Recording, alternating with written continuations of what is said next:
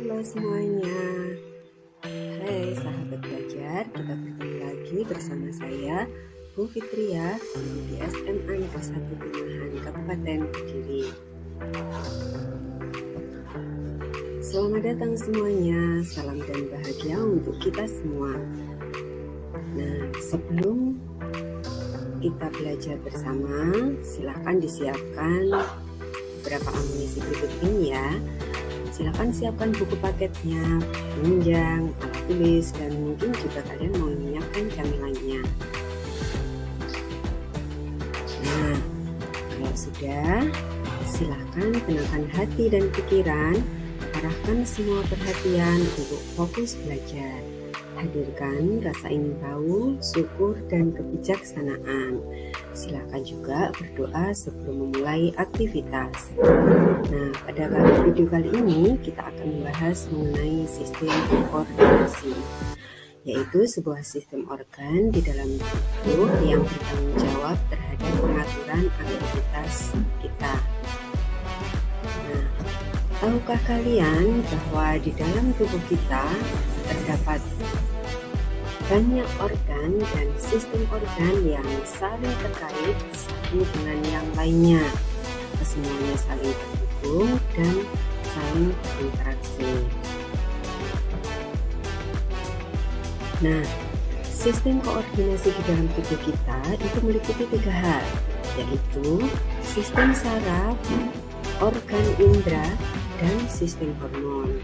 Pada video kali ini yang kita bahas adalah sistem saraf terlebih dahulu.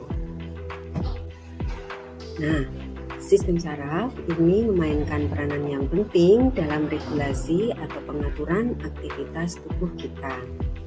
Sistem saraf tersusun dari jaringan saraf yang saling terhubung satu dengan yang lainnya. Sel saraf atau neuron ini saling terhubung membentuk jaringan saraf.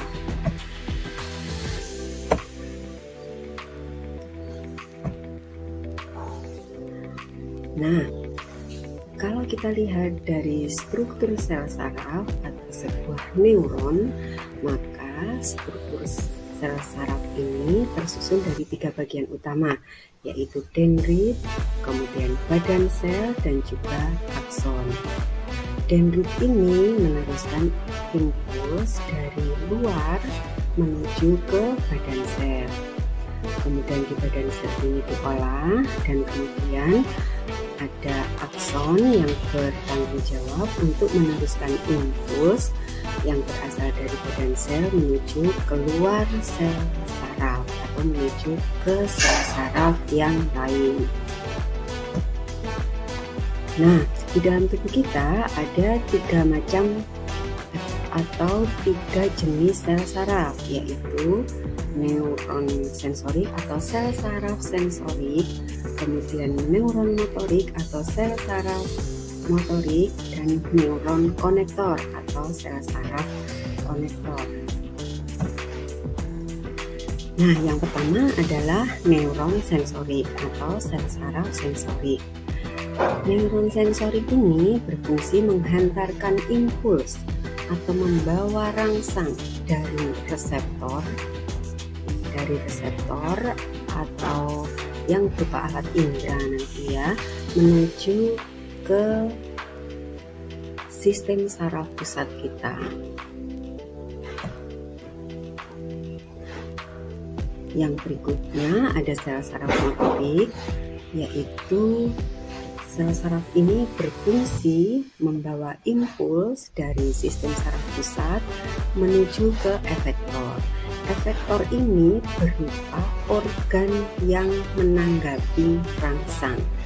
Jadi setelah diproses di otak, informasi itu setelah diolah di dalam otak kita, maka impuls itu akan dibawa oleh saraf motorik ini menuju ke organ yang bertanggung jawab untuk menanggapi rangsang.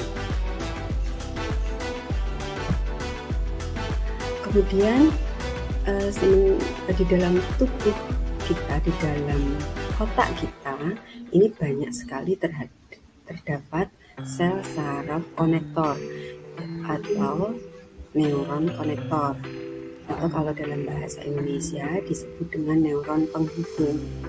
Nah, sel saraf konektor ini berfungsi menghubungkan sel saraf sensorik dengan sel saraf motor di dalam sistem saraf pusat, misalnya di dalam sumsum tulang belakang. Pembagian sistem saraf di dalam tubuh kita itu seperti ini. Ada sistem saraf pusat dan ada sistem saraf tepi. Sistem saraf pusat tersusun dari otak dan sumsum tulang belakang. Sementara sistem saraf tepi ini tersusun atas rabut-rabut saraf yang membawa informasi dari semua bagian tubuh ke sistem saraf pusat dan dari sistem saraf pusat ke berbagai bagian tubuh.